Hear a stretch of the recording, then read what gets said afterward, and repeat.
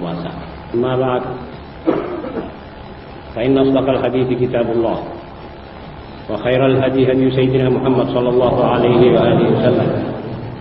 Anna syarral umuri muhdatsatuha wa kullu muhdatsatin bid'ah wa kullu bid'atin dhalalah wa kullu dhalalatin finnar. Ma'asyiral muslimin rahimakumullah. Marilah sebagai biasanya bersama-sama kita membaca salawat dan salam kepada Rasulullah sallallahu alaihi wasallam. Allahumma salli ala nuril anwar sirril asrar wa tiryaqil aghyar miftah babil yasar سيدنا محمد المختار وآله الأطهار وأصحابه الأخيار عدد نعم الله وإفضاله. Setelah itu maka di tangan saudara adalah diktat yang ke-29. Judulnya keprihatinan seorang muslim dalam menyongsong hari bulan puasa. Diktat ini saya mulai dengan mengutip beberapa hadis yang disabdakan oleh Rasulullah sallallahu alaihi wasallam yang menggambarkan betapa jeleknya seorang muslim yang terkena penyakit meniru, taklid kepada orang-orang di luar kalangan kaum muslimin. Berapa bahayanya orang yang sadar atau tidak sadar terkena penyakit meniru manusia-manusia di luar Islam. Memang taklid itu sendiri tidak baik, sebab menggambarkan bahwa muqallid atau yang meniru itu orang yang tidak mempunyai suatu pendirian di dalam, tidak mempunyai kepribadian yang kuat, tidak mempunyai perasaan rasa harga diri. Karena itu taklid, meniru-niru tingkah laku orang-orang yang bukan muslim, artinya seperti tadi, bahkan lebih daripada itu mempunyai arti bahwa si muslim sudah mulai menanggalkan baju agamanya walaupun tidak di dalam masalah tauhid. Tetapi kalau taklid di dalam fikih, karena saudara bukan mujtahid, itu lumrah. Taklid kepada siapa? Taklid kepada seorang mukmin seperti saudara. Taklid kepada ulama yang a'lam, seperti saya sendiri misalnya. Saya bukan mujtahid. Dalam fikih saya bertaklid mazhab Syafi'i. Insyaallah saya tidak disalahkan orang. Tetapi kalau saya bertaklid kepada kaum hipis, pasti akan disalahkan oleh orang. Bahkan akan disalahkan oleh Allah Subhanahu wa taala. Ma'asyiral muslimin rahimakumullah. Meniru bergeraknya kepala sapi misalnya. Kalau saudara bayangkan bahwa ada seorang yang meniru sapi menggerakkan kepala, atau kambing mengunyah sukatnya, saudara akan merasa tidak baik kelakuan orang itu. Sungguh tidak pantas seorang yang waras meniru bagaimana sapi menggerakkan kepalanya atau kambing mengunyah sukat seperti tadi. Tetapi tahukah saudara bahwa lebih tidak pantas daripada itu kalau kita taklid kepada orang yang kafir? Taklid orang yang kakinya pincang itu tidak baik. Meniru orang yang kakinya pincang, sakit, saudara tiru. Ini bukan saja haram, tetapi juga tidak pantas.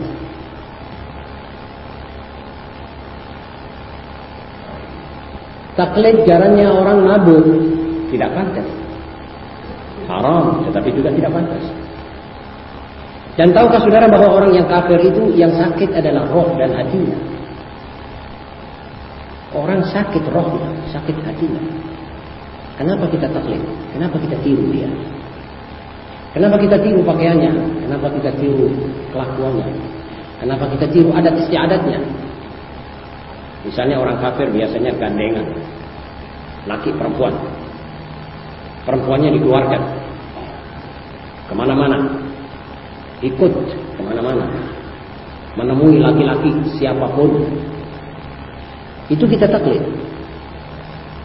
Kalau kita tidak taklid, kalau itu tidak dinamakan taklid, maka tolong tunjukkan pada saya apa artinya ini perempuan kita keluar pakaiannya tidak sebagaimana yang dimaukan oleh Allah. Jadi meninggalkan perintah. Apa perintah itu? Waqarna fi buyutikum, untuk mengikuti barat atau timur dan keluar kemana-mana. Ini namanya taklid. Ini ada hitungannya nanti hari kiamat. Tetapi sebelum itu di dunia pun ada hitungannya. Apa artinya kehitungannya? Hitungannya kita sudah tidak ada harapan kita naik. Sebab kita punya kepribadian sudah kita serahkan kepada orang-orang barat dan Eropa. Kita tidak akan bisa muncul sebagai umat. Dan kita sudah tidak ada harapan lagi bahwa umat yang kita harapkan akan wujud sebagai umat terhormat sudah menyerahkan kebudayaannya, keasyikan menirunya kepada bangsa-bangsa asing. Justru pada orang yang sakit, sakit hatinya, sakit pikirannya. Wa sadaqallahu al-'azim fi qulubihim marad. Di dalam hati mereka orang-orang kafir dan munafik adalah penyakit. Itulah sebabnya saya petikkan di sini beberapa hadis. Antara lain, an Abi Qursafah radhiyallahu taala anhu qala, qala Rasulullah sallallahu alaihi wasallam, man ahabba qauman hasyarahu Allah fi zumratihim. Hadis sahih. As-Suyuti rahimahullah berkata hadis ini sahih. Ma'asyiral muslimin, barang siapa mencintai suatu kaum, maka ia akan dibangunkan kelak hari kiamat bersama mereka. Siapa kaum itu? Ya terserah pada yang mencintai. Ada kalanya orang mencintai para ulama, kaum ulama, insya Allah dibangkitkan di hari kiamat bersama orang-orang ulama a'lam. Orang mencintai orang-orang saleh, demikian juga. Mencintai orang-orang kafir, begitu juga. Jadi hukum ini berjalan sebagaimana yang disabdakan oleh Rasulullah sallallahu alaihi wasallam. Ahabba qauman. Tadi saya katakan taklid. Taklid itu hasil dari mahabbah. Hadis ini sahih. Dikuatkan oleh hadis yang dalam Bukhari, al-mar'u ma'a man ahad. Kalau saudara tanya batinnya orang yang meniru barat, betul-betul dia jujur menjawab, dia akan mengatakan sebetulnya saya ini cinta kepada orang barat. Kalau saudara tanyakan gadis muslimah, apa sih sebabnya kamu kok tertarik memakai rok mini ini? Kok mau jalan pangkal tanganmu terbuka, sebagian besar dari lehermu terbuka, sebagian besar dari belakangmu terbuka? Apa sih sebetulnya? Kalau dia jujur, dia akan mengatakan saya cinta kepada manusia-manusia barat yang memakai ini. Kalau tidak mungkin dia bertaklid. Taklid itu biasanya orang yang sudah terpengaruh oleh sesuatu baru dia niru. Seorang murid taklid kepada syekhnya, melihat gurunya salatul lail, dia salatul lail, taklid. Sebab dia tahu bahwa gurunya itu menunjuk dia kepada kebaikan, meneladankan dia sesuatu yang baik, maka ditirulah. Kepercayaannya kepada guru, kesetiaannya kepada guru menyebabkan ia bertaklid kepada gurunya. Ini nyata, tidak bisa diungkiri. Sampai salah seorang muslim yang baru masuk Islam, dia orang barat totok. Namanya Leopold Weiss. Mengganti nama Islamnya Muhammad Asad. Malah ini orang keturunan Yahudi. Dia berkata, sulit untuk dibayangkan bahwa seorang muslim meniru kelakuan barat, adat istiadatnya barat, tingkah laku barat, lalu di dalam hati kecilnya tidak terkandung sedikit mahabbah dan cinta kepada mereka itu. Sulit untuk dibayangkan ini. Betapapun dia mengaku sebagai seorang muslim dan konsekuen, nyata bahwa dia tidak konsekuen dengan ini. Nyata sekali bahwa dia bukan orang yang betul-betul setia kepada Muhammad SAW. Sebab setia kepada Muhammad memerlukan kecintaan. Pertama kali hormat, atau dengan bahasa asing respect. Habis itu cinta. Habis itu mengikuti jejaknya tanpa reserve. Sebab manusia itu wahyu. Bagaimana kita bisa keliru memilih dia kalau kita ikuti dia? Jadi hormat. Dan hubungan itu terus dengan pimpinan terbesarnya, yaitu Muhammad SAW. Baru diikuti, baru dia dikatakan muslim atau mukmin. Sayyidina Umar pada satu waktu dia bilang, ya Rasulullah, syukur alhamdulillah, pada saat ini aku telah mencintai engkau lebih dari segala-galanya, lebih dari anakku, lebih dari istriku. Nabi SAW bilang, belum sempurna ya Umar imanmu, sehingga engkau mencintai aku lebih daripada dirimu sendiri, lebih daripada nyawamu sendiri. Oh begitu ya Rasulullah.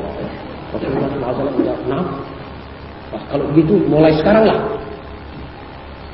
Orang yang mencintai Rasulullah lebih daripada dirinya, artinya dia tidak mungkin melihat kepada sesuatu yang lain daripada dia. Betul? Seorang istri yang mencintai suaminya enggan melihat wajah orang laki yang lain kecuali suaminya. Biarpun dia jelek, biarpun dia setia, dia sayang, dia cinta. Itu alif ba'tanya hukum cinta.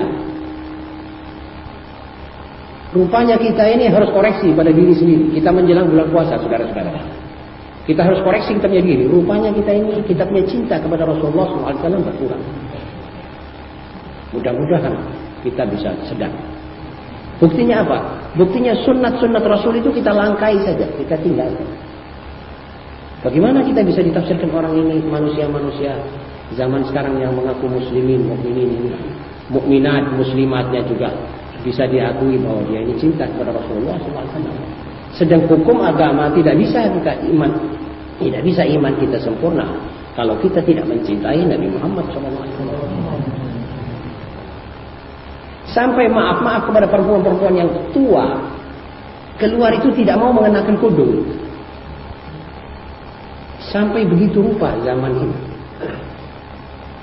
Pemudi-pemudi dan orang-orang tua keluar itu seakan-akan menantang, meminta supaya dia dilihat oleh orang-orang laki-laki. Seakan-akan orang yang menarik perhatian. Sampai orang lakinya yang malu.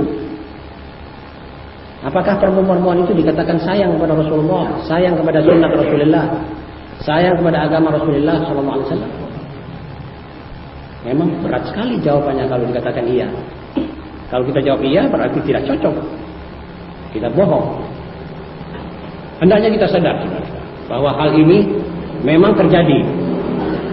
Dan kita harus jujur. Menghadap kepada Allah, kita harus sportif. Mengatakan betul, kita mempunyai kekurangan-kekurangannya. Sampai acara-acara yang kita anggap sunnah Nabi itu kita pakai acara-acara taklid kaum barat. Seperti perkawinan. Kita pakai taklid orang lain. Misalnya janur. Itu janur ibadahnya kebiasaan orang Buddha, orang Buddhis, orang agama Hindu Bali.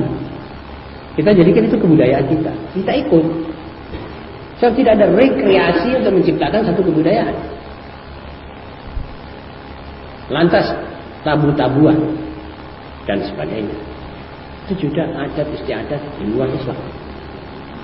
Lantas perempuan datang ke kondangan pakai pakaian setengah tidak menutup auratnya, pakai minyak wangi dan sebagainya. Ini juga adat istiadat yang tidak pernah dibenarkan oleh Islam dan tidak pernah diajarkan oleh Islam. Itu semuanya perlu kita koreksi diri sendiri. Mudah-mudahan dengan koreksi itu kita pelan-pelan maju ke depan, artinya ke jalan yang dimaukan oleh Nabi Muhammad SAW. Hadis yang kedua, An Ibn Umar radhiyallahu taala anhu an Rasulillah sallallahu alaihi wa alihi wasallam annahu qala man tashabbaha biqaumin fahuwa minhum. Juga ini hadis sahih. Barang siapa meniru suatu kaum, maka ia adalah satu daripada mereka. Jadi terbilang, tergolong dari mereka itu. Selain nanti di hari kiamat dibangkitkan bersama mereka, mereka di dunia dianggap satu dari mereka. Siapa yang menganggap? Allah. Karenanya jangan meniru orang lain. Jangan mendengar kata-kata orang lain. Saudara akan bertanya, lah siapa yang kita dengar kata-katanya? Dengar kata-kata Allah dalam Al-Quran. Atau dengar kata-kata ulama yang membawakan pada saudara Quran dan hadis Nabi SAW. Dan inilah rahasia dari firman Allah, wala tu'minu illa liman tabi'a dinakum. Jangan kamu dengar kata-kata, jangan kamu percaya kepada siapa yang tidak beriman kepada agamamu sebagai muslim. Sebab sudah pasti akan menyesatkan kamu. Kalau kita condong pada mereka, berarti kita tergolong daripada mereka. Dan kalau sudah tergolong daripada mereka, berarti kita ini bahaya. Yang ketiga, firman Allah Subhanahu wa taala, a'udzu billahi minasyaitonir rajim, walladzina la yashhaduna az-zur. Ayat 72 surat Al-Furqan. Mujahid, salah seorang benggolan tafsir, Mujahid, Ad-Dhahhak, Ar-Rabi' ibnu Anas menafsirkan zur ini hari-hari besarnya kaum musyrikin. Dhahhak, Rabi' ibnu Anas, tokoh-tokoh ahli tafsir mengatakan zur adalah hari-hari besar kaum musyrikin. Lah apa di tempat kita ini ada hari-hari besar kaum musyrikin? Banyak. Kelungkung misalnya hari raya Bali itu. Banyak orang kaum muslimin ikut. Kertsmis juga banyak orang-orang muslimin ikut. Dan kadang-kadang sampai hari raya 1 Januari kita tahun barunya umat lain dan bukan itu. Kita malah berpakaian lebih rapi, lebih bersih, lebih baru daripada orang-orang Nasara sendiri. Kantor-kantor kita tutup, madrasah kita tutup. Loh kok ditutup? 1 Januari. Walladzina la yashhaduna az-zur. Juga ini perlu perhatian. Sebab kita sekarang ini mesti mengadakan satu rasionalisasi. Revisi dalam kita punya kelakuan dan tingkah-tingkah yang tidak cocok ini. Supaya kita diridhoi oleh Allah. Kalau kita diridhoi oleh Allah, pikiran kita padang, kita menghadapi segala tantangan zaman ini dengan mudah dan tabah serta kuat. Hal ini yang keempat, ada salah seorang penyair besar namanya Hafidh Ibrahim. Ini sesudah Syauti termasuk orang kedua, syair. Beliau bicara tentang perempuan. Antara lain beliau berkata, al-ummu madrasatun idza a'adattaha a'adatta sya'ban tayyib al-araqi. Permulaan bait ini, qasidah ini dimulai dengan kam la yukabidu ashiqun wa yulaqi fi hubbi misra kathiratil usyaqi. Inni la ahmilu fi hawaki sababatan ya misru qad kharajat 'anil atwaqi. Lahati 'alayki mata araki taliqatan yahmi karima himaki sya'bun raqi. Lalu dia bicara begitu lama, begitu panjang sampai kepada titik al-ummu madrasah. Ibu merupakan madrasah. Madrasah untuk siapa? Untuk anak-anak. Untuk generasi yang dilahirkan oleh ibu-ibu. Dialah yang menyetel akhlak itu anak pertama kali. Ibulah yang bisa membimbing dan mewujudkan satu karakter buat anak itu. Umur 1 tahun, 2 tahun, 3 tahun, 4 tahun, sampai 5 tahun. Ini tuh anak masih di tangan ibu. Bagaimana ibu itu? Bagaimana akhlaknya? Bagaimana kesabarannya? Bagaimana itu semua? Itulah nanti yang menentukan bentuk itu anak. Sebab ibu ciptaan. Anak itu hidup di tengah-tengah rumah itu. Kalau ibunya pemarah, tukang maki-maki, maka anaknya tidak lama seperti itu. Kalau ibunya sabar, anaknya sabar. Ibunya murah tangan, anaknya menjadi murah tangan. Kalau ibu dengan ayahnya cekcok terus, maka anak yang mendengar cekcok itu di rumah akan menjadi satu anak yang begitu. Dan sulit anak itu saudara ajak untuk soal-soal sosial. Sebab dia melihat suatu keadaan suram di rumahnya. Suram dan ngeri. Saben pagi dia melihat ibundanya dengan ayahnya berkelahi. Suara terangkat, maki-makian. Itu anak-anak berat untuk diajak kepada kebaikan. Itu perbuatan-perbuatan sosial yang membantu masyarakat. Sebab dia merasa seperti dendam kepada masyarakat. Seakan-akan dia merasa ini masyarakat semua ini adalah pantas dipukul. Lalu timbullah keberandalan anak-anak. Timbullah akhlak yang tidak baik dari anak. Sifat kasar, tidak supel. Itu akibat, bukan sikap. Sebabnya apa? Ada kalanya itu yang dikatakan ibu teladan. Kalau suaminya marah, karena dia tahu bahwa dalam jawab-menjawab ini anak-anak mendengar, dialah yang mengalah. Dia kekang hawa nafsunya dan dia diam. Atau dipanggil suaminya ke satu tempat di mana anak-anak tidak ada, dinasihati. Bahkan banyak kali itu suami sadar. Itu madrasah. Kita bagaimana? Terserah, coba jawab sendiri. Bagaimana keadaan ibu-ibu kita? Malah sekarang rumah tangga kita kosong dari madrasah. Tidak ada madrasah. Sebab gurunya, ibunya tidak ada. Keluar. Kemana mereka itu? Keliling. Kadang-kadang dari tangga ke tangga, atau dari pasar ke pasar, atau dari kadang-kadang dari bioskop ke bioskop, kadang-kadang dari tempat tontonan ke tontonan, tempat-tempat misalnya sandiwara dan lain-lain. Ini semuanya tidak ada, rumahnya kosong. Ini pos yang dimana anak-anak kita atau calon generasi yang akan mewarisi kita ini tidak mendapatkan orang di rumah.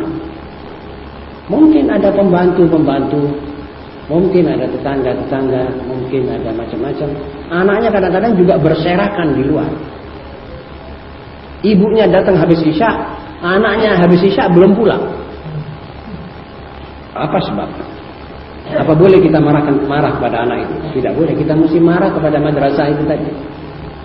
Guru itu tadi yang meninggalkan rumah. Habis itu anak ya selak sumpah di rumah dia. Tidak ada orang, dia mau bikin apa di rumah? Dia keluar. Ibunya keluar ngalor, dia keluar gitu. Ketemunya nanti malam sekali. Suaminya tidak ada, ibunya tidak ada, rumahnya, anaknya tidak ada. Itu rumah kosong. Dan ingat, tiap kekosongan di rumah tangga biasanya diisi oleh syaitan. Sebab itu syaitan sarangnya dia tempat-tempat kekosongan, baik dalam hati seorang manusia. Artinya tidak ada zikir. Hati manusia tidak pernah zikrullah, itu kosong.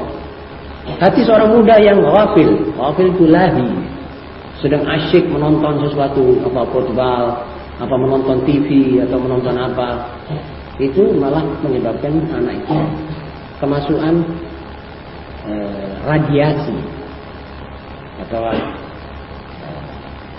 radioaktif daripada setan. Dan rusaklah anak itu. Jadi sekarang kita ini harus mempersiapkan ibu. Kader-kader baru.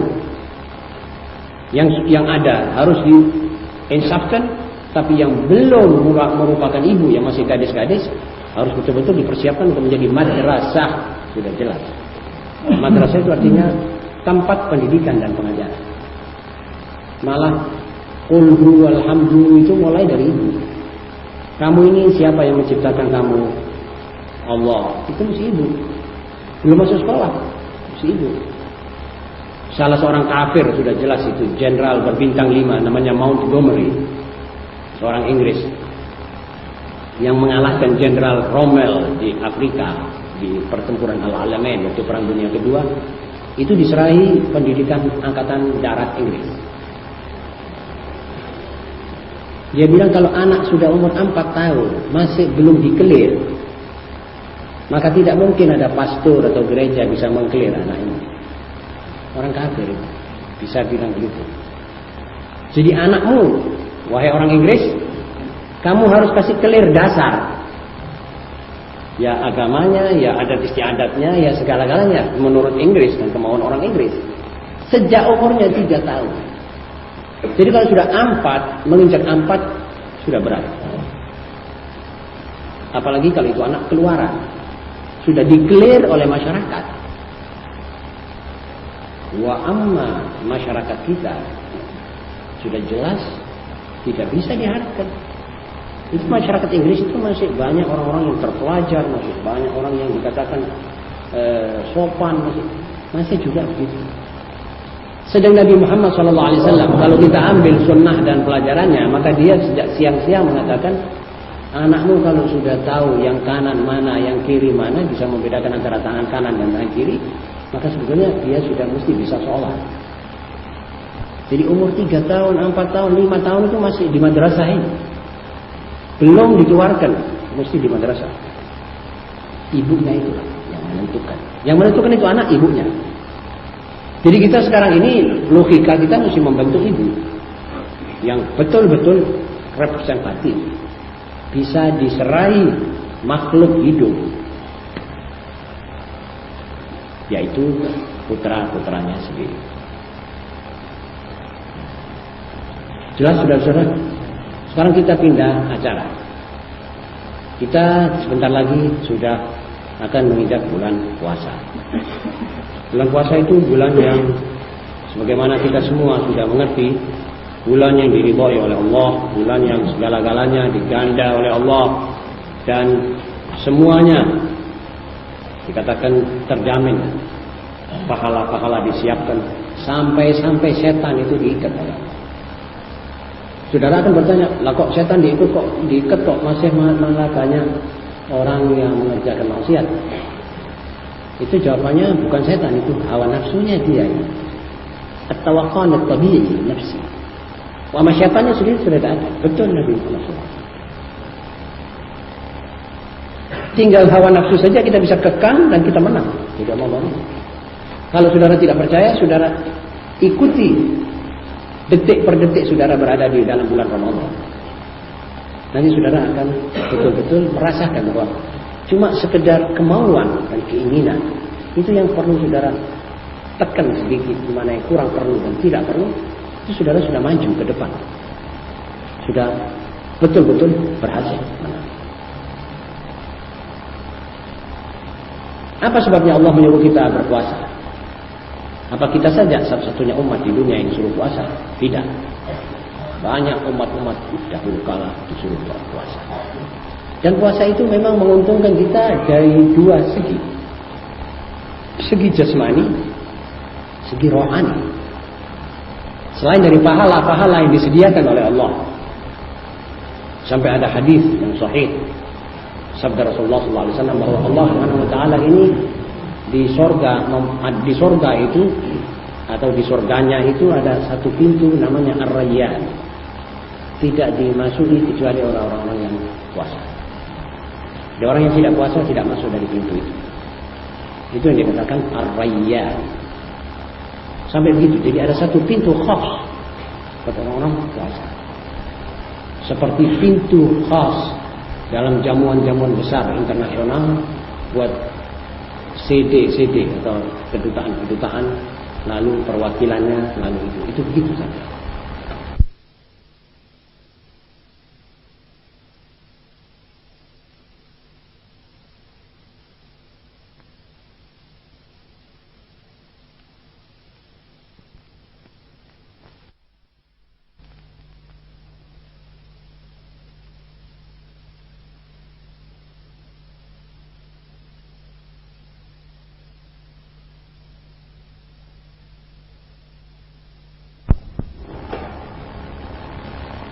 Puasa itu termasuk salah satu alat penyadap racun-racun yang ada di dalam badan. Akibat makanan, endapan makanan itu disedot oleh puasa, dikeringkan keluar. Racun itu apa? Akibat apa? Akibat makanan-makanan yang berat, seperti lemak, kambing, seperti bahan-bahan yang berat dimakan, itu menyebabkan endapan yang tidak bisa dicerna. Kalau orang-orang tua seperti saya, itu malah menaik di pipa jantung, merupakan seperti kalak, seperti kapur. Seperti kapur atau karang yang sudah punya gigi. Kalau lama tidak disikat, itu akan timbul seperti karang. Itu nanti hasil lemak-lemak dan seperti telur, seperti sate dan makanan-makanan yang berat itu, kepala kambing, itu semua nanti masuk dalam pipa jantung, merupakan semacam kapur, kalak. Itu puasa bisa membantu menyadap itu semua. Apalagi daging-daging hewan. Kalau orang biasa makan sayur saja tidak seberapa. Tapi kalau pakai daging-daging hewan, sapi, ekornya sapi, kepala kambing, itu makanan-makanan berat, atau minyak-minyak samin, itu mengendap haram. Di nif atau di ginjal juga bisa merupakan batu kalau kurang kuat pencernanya. Maka dari sebab itu puasa ini diwajibkan oleh Allah untuk rahmat bagi kita umat manusia. Yang turut pada ini dari segi-segi badaniahnya pun juga dia dapat faedah. Tapi jangan niat puasa supaya racunnya badan disedot sama itu. Nanti saudara tidak dapat niatnya ta'atullah, ibadah. Jadi niatkan ibadah. Nanti itu kecedung sekali. Berikutnya.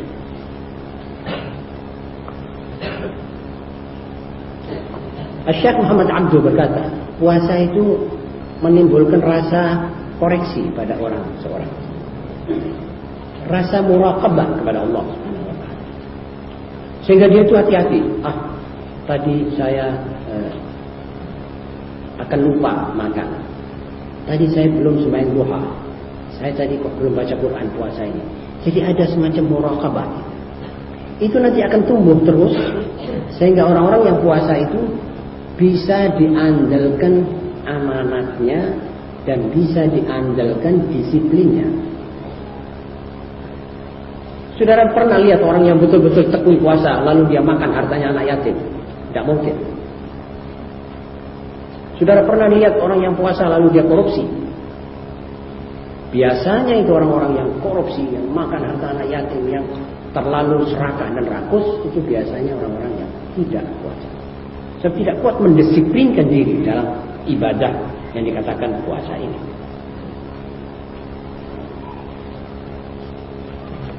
Selain itu juga ada orang-orang yang memang oleh agama Islam, oleh kita agama Allah ini dihalalkan supaya dia tidak berpuasa, dibolehkan berbuka. Dan kedokteran menasihati orang-orang yang berpenyakit seperti TBC, berpenyakit seperti anemia, atau umumnya penyakit-penyakit dada seluruhnya, atau tekanan darah rendah, ini dilarang untuk berpuasa. Kalau berpuasa mungkin berbahaya, tidak membawa maslahat, tapi membawaatnya lebih banyak. Juga radang-radang usus yang disertai oleh muntah atau buang-buang air, maaf. Karena itu semuanya penyakit-penyakit itu memerlukan air banyak. Jadi puasa hendaknya dihentikan, tidak diteruskan. Ya. Dan khusus 12, kalau ada apa-apa itu puasa bisa dihentikan. Selain daripada itu demam-demam yang juga memerlukan minum, memerlukan air banyak. Ada hadis yang sabda Rasulullah SAW, al-humma min fayhi jahannam fa'atfi'uha bil ma'.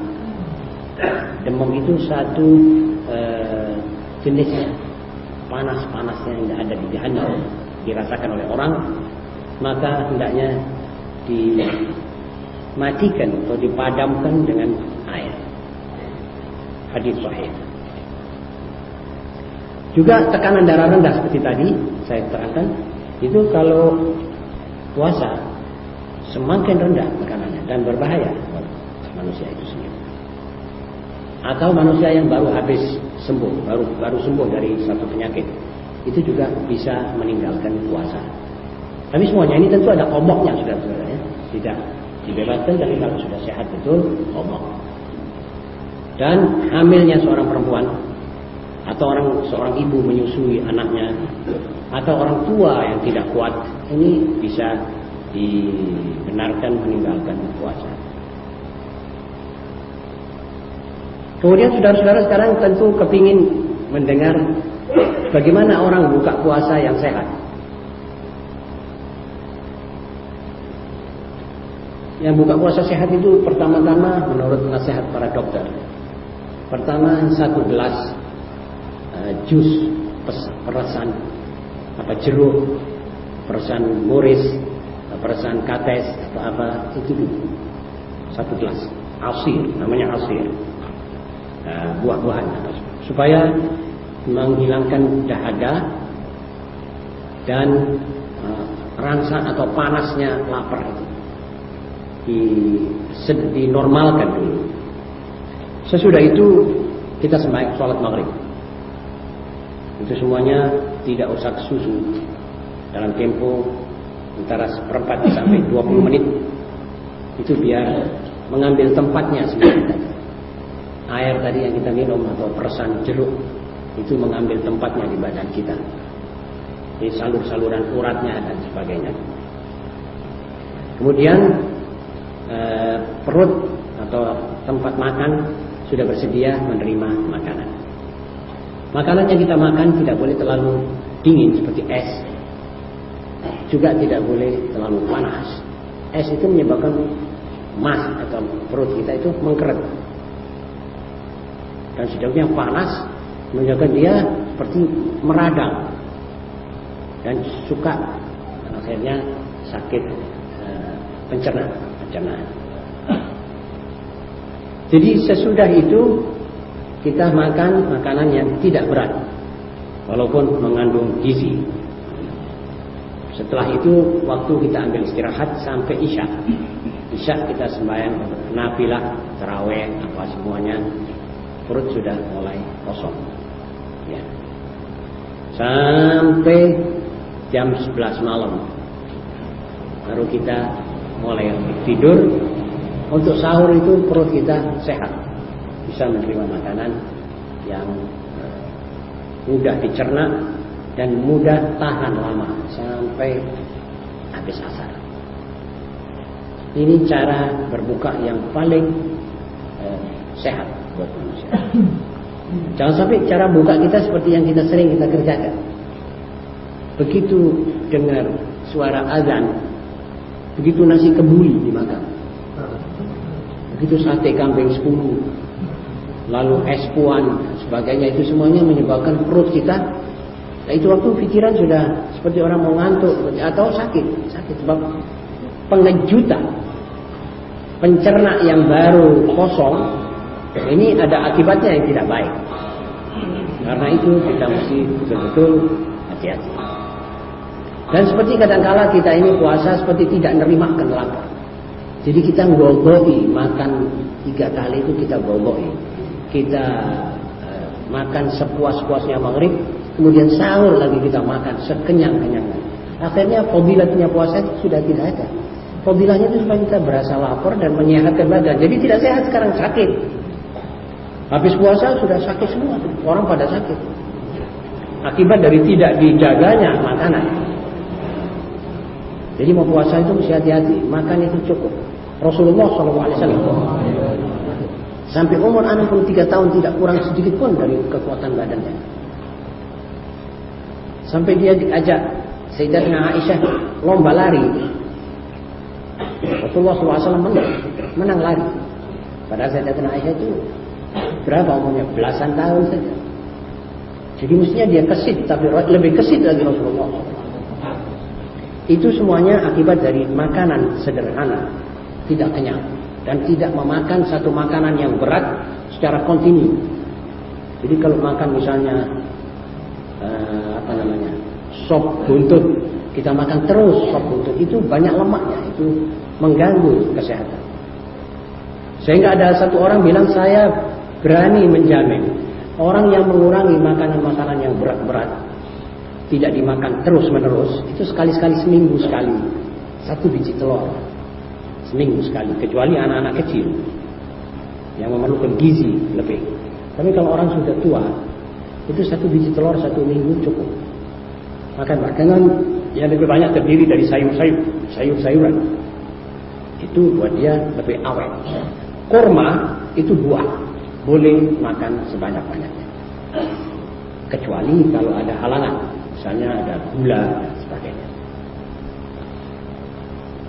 Sekarang marilah kita marilah kita bicara tentang puasa menurut gambaran Imam Ghazali rahimahullah.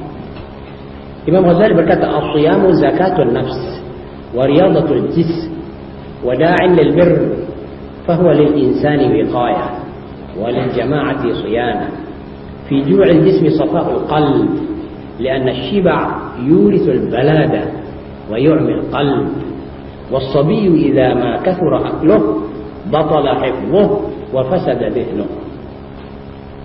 Al-Ghazali. Puasa itu adalah merupakan penyucian jiwa, penyehatan badan, dan pendorong kepada kebaikan. Biasanya kalau orang puasa itu dengan khusyuk, itu hatinya kepingin berbuat baik. Ada kelebihan duit, dia kepingin mencari orang yang menerima sedekahnya itu.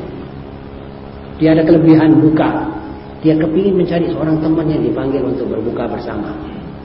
Itu sudah boleh dibilang lumrah. Bahkan banyak sekali orang mengalami itu. Itulah artinya pendorong kebaikan. Maka atau puasa itu merupakan pemeliharaan bagi seorang manusia. Pemeliharaan daripada apa? As-shaumu junnah. Dari apa? Dari kejahatan, dari kedurjanaan. Itu puasa. Tapi biasanya orang yang lapar itu tidak ada nafsu apa-apa. Itulah yang perlu dikulinakan. Jadi kalau 1 bulan 29 hari kita membiasakan diri tidak mengerjakan maksiat, insya Allah buat seterusnya kita ikut ke situ. Kalau 29 hari kita bisa mengekang hawa nafsu, ingin es-truk waktu jam 11 siang, waktu panas-panasnya itu, tapi dibilang dalam hatinya, engkau masih puasa, tunggu waktunya. Itu yang bisa mendisiplinkan diri begitu, lama-lama nanti semuanya bisa terdisiplin. Seorang pemuda yang ingin berzina, dia bilang, nanti datang waktunya, saya toh insya Allah mendapat jodoh yang baik. Bisa dia ngekang hawa nafsunya. Tapi kalau anak yang tidak pernah dididik puasa, cul-culan saja, hawa nafsunya terus dilempiaskan, maka ini anak tidak bisa diharapkan untuk mengekang hawa nafsunya. Kepingin apa saja dilaksanakan. Tidak ada pikiran, tidak ada rasio yang bisa menarik kesimpulan-kesimpulan pengekangan buat jiwanya dan buat badannya. Dan pengompak bagi masyarakat. Saat masyarakat itu yang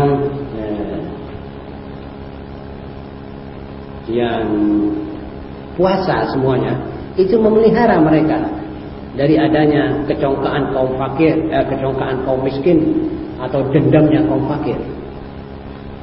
Seorang yang makan terus, apalagi makan yang mewah-mewah, dilihat oleh orang-orang miskin, Orang-orang miskin meliwat di muka rumahnya, di keranjangnya itu penuh dengan macam-macam kulit-kulit buah-buahan, dengan nasi yang dilemparkan dibuang, bekas-bekas biryani atau nasi kebuli terbuang di situ, kulit-kulitnya jeruk, kulitnya durian. Ini orang miskin belum punya apa-apa untuk makan pagi itu belum, sore itu belum. Bayangkan bagaimana hatinya ini orang. Dalam saat-saat di mana manusia semuanya pada berpuasa, itu semuanya tidak kelihatan, dan orang miskin pun akan dipanggil oleh orang yang kaya, yang puasa. Dia akan lebih khusyuk dan lebih tekun untuk bersedekah kepada yang miskin. Kalau saudara mau lihat gambaran ini secara jelas, insya Allah saudara semua menangi puasa di Mekah, di Masjidil Haram. Bagaimana orang-orang yang betul-betul tergolong orang-orang yang kaya itu, kalau mau buka puasa itu membawa ke Masjid Haram, bukaan itu seperti kroket apa itu, boleh dibilang satu cangkingan besar, terdiri dari 50 biji, 60 biji. Nanti dia panggil orang. Kalau ada orang masih habis sholat dipanggil, apa kamu sudah punya buka? Sini, saya ada. Itu orang yang begitu senang sekali dipanggil. Apalagi kalau orang-orang yang makanannya enak-enak, lebih menggirangkan orang berbuka puasa. Itu namanya wiqayah lil jamaah, atau siyanatun lil jamaah. Fi ju'il jism, dalam mana perut kita lapar, maka hati pasti jernih.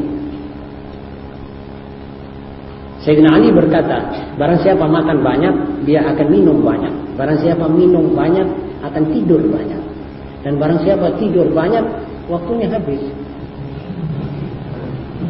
Man akala katsiran syariba katsiran, wa man syariba katsiran nama katsiran, wa man nama katsiran fatahu waqtun katsir. Dan waktu ini umur, seperti mana saudara-saudara sudah paham dari majelis-majelis ta'lim yang lalu, bahwa Islam menilai waktu itu bukan duit. Kalau Eropa, Amerika menilai the time is money, duit. Tapi Islam mengatakan tidak, lebih mahal lagi dari duit. Time adalah umurmu, hidupmu. Itu lebih mahal lagi dari duit. Dalam mana perut kita lapar, maka hati kita jernih. Karena kekenyangan itu menyebabkan kebodohan. Memang orang yang sering kenyang itu kecerdasannya berkurang. Begitu kata ahli-ahli ilmu jiwa dan ahli psikologi. Kebodohan dan membutakan hati. Seperti tadi dikatakan, dia mau tidur, ngantuk saja. Kenyang. Kalau kenyang, dia pasti ngantuk. Dan anak kecil apabila ia makan terlalu banyak, maka kekuatan apalannya rusak. Saudara nanti akan mencoba pada anak-anak saudara sendiri. Kalau saudara kasih dia sarapan terlalu kenyang, itu nanti di sekolah, wa emma dia ngantuk, wa emma tidak bisa ngapalkan, tidak bisa menangkap itu pelajaran. Ini perlu kita titeni bersama, kita camkan bersama, khususnya yang punya putra, ya. Supaya sarapan itu tidak dikasih yang berat, tapi dikasih sekedar dia tidak masuk angin, sekedar sarapan yang pantas. Tidak dipikirkan misalnya mata sapi, nasi, terus dibikinkan nasi goreng, terus dikasih susu 1 gelas. Kalau ada itu ayam, kasih ayam. Akhirnya sampai di sekolah dia cuma membuka matanya, tapi pikirannya wafil, penuh. Itu kerjanya perut, menyebabkan uap, ngukus. Akhirnya dia ngantuk, dia tidur di situ. Wailah ini pelajaran liwat saja. Nanti saudara bertanya, anakku ini kok gini, agak pinter-pinter. Soalnya ada sebabnya. Begitu kata Imam Ghazali. Imam Ghazali ini orang, sudah saya katakan berapa kali, orang ini all round ini. Segala macam pembicaraan dia masuk di situ.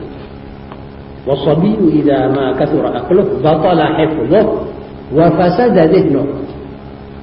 Otak pemikirnya, kecerdasannya rusak sama sekali.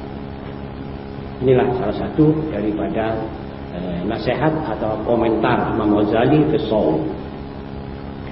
Kemudian puasa itu bermacam-macam. Puasa fardu, puasa qada, puasa nazar, puasa kafarat, dan puasa tatawwu. Puasa tatawwu adalah semacam puasa, maksudnya tatawwu itu adalah puasa yang dilakukan oleh orang demi bertakarrub kepada Allah. Ini tidak karena ada perintah Allah atau sesuatu yang ada nasnya, tapi dia kepingin tatawwu, ada kepingin bersukarela berpuasa. Merupakan wajib, bukan merupakan kewajiban. Kadang-kadang puasa tatawwu menjadi mandub, jadi sunnah, dan kadang-kadang menjadi makruh, bahkan kadang-kadang menjadi haram. Jadi puasa itu kadang-kadang disunnahkan, kadang-kadang dimakruhkan, kadang-kadang menjadi haram. Adapun yang wajib sudah jelas Ramadan. Jadi puasa sunnah itu misalnya hari-hari Arafat. Buat selain orang haji ya, sunnah berpuasa. B, hari-hari Asyura, ini haknya dibuang, hanya dibuang, keliru ini Asyura. C, 6 hari Syawal. Jadi setelah tanggal 1 Syawal itu hari raya Idul Fitri, itu tidak dibolehkan berpuasa, tetapi sesudah itu 2, 3, 4, 5, 6, 7 itu 6 hari bulan Syawal. Itu sunnah kita puasa.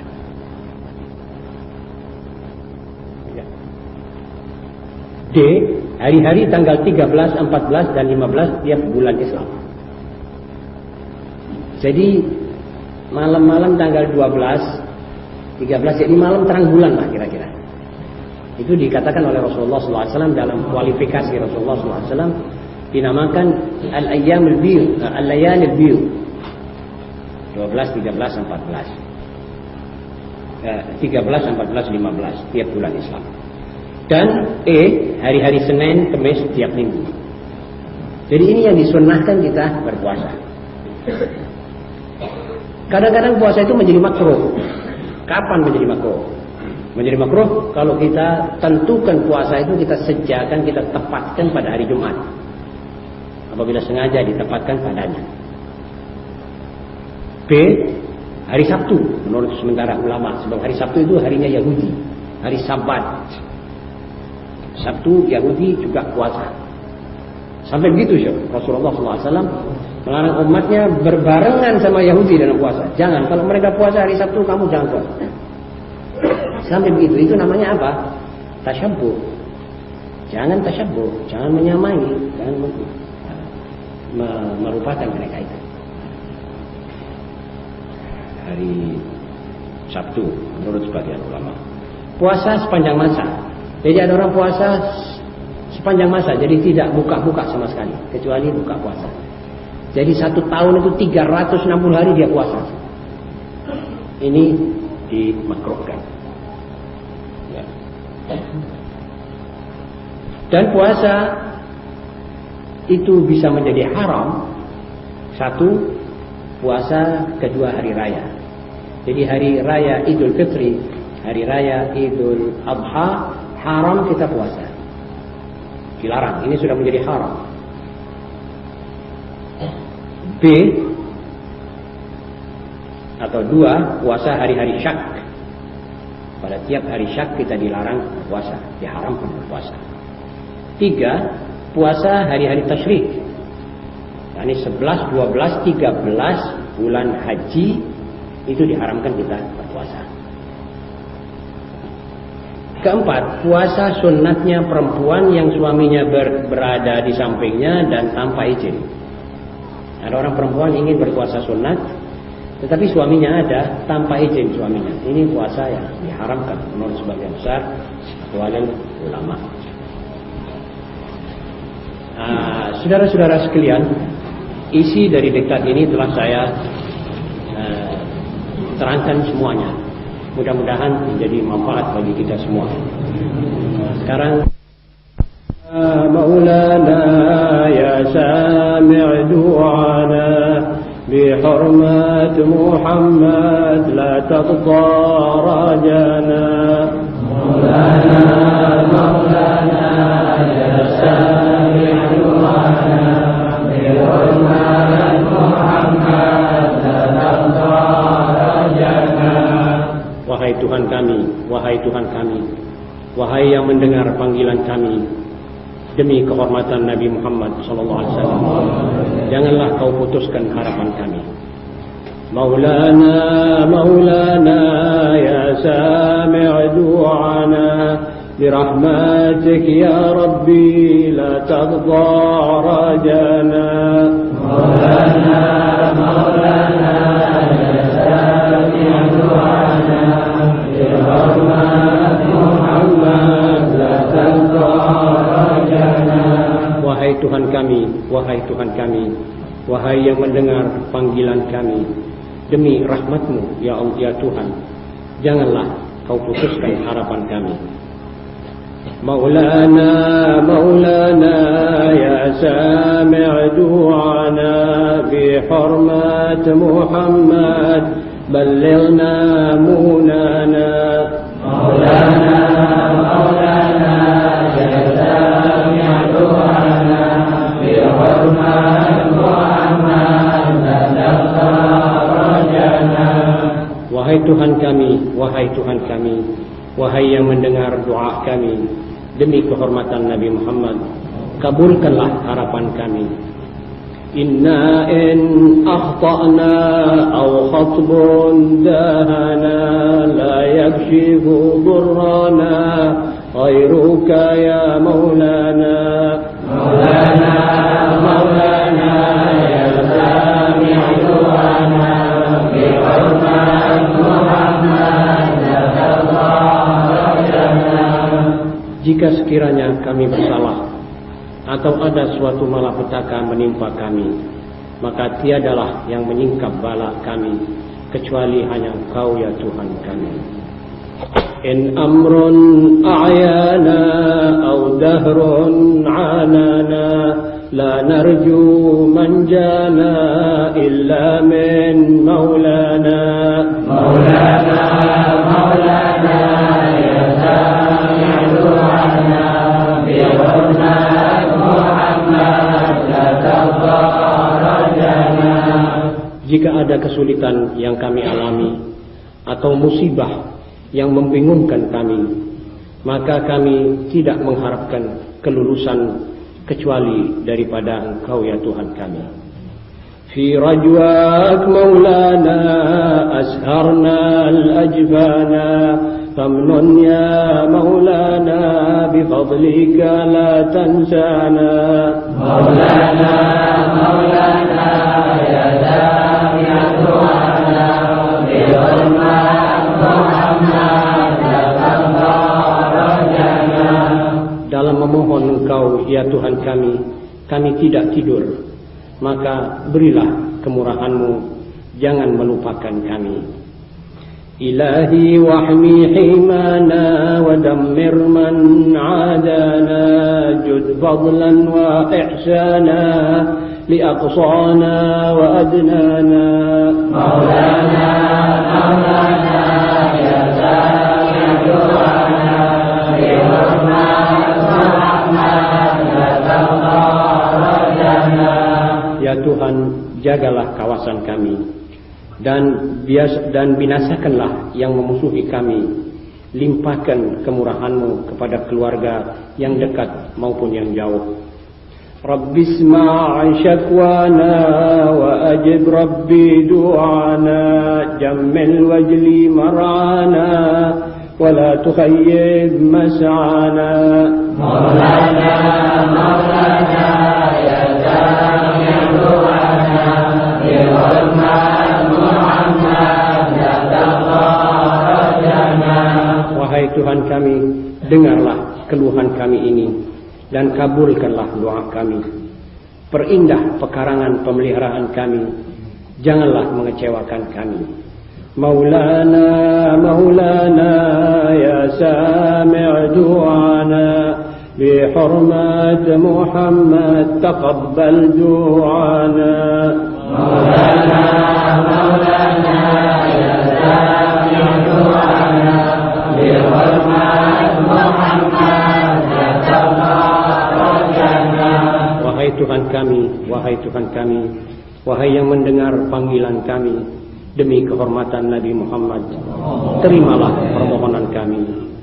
وصلى الله على أحمد صلاة دائما سرمد ولا تفنى ولا تنفد على من هو لنا مورد مولانا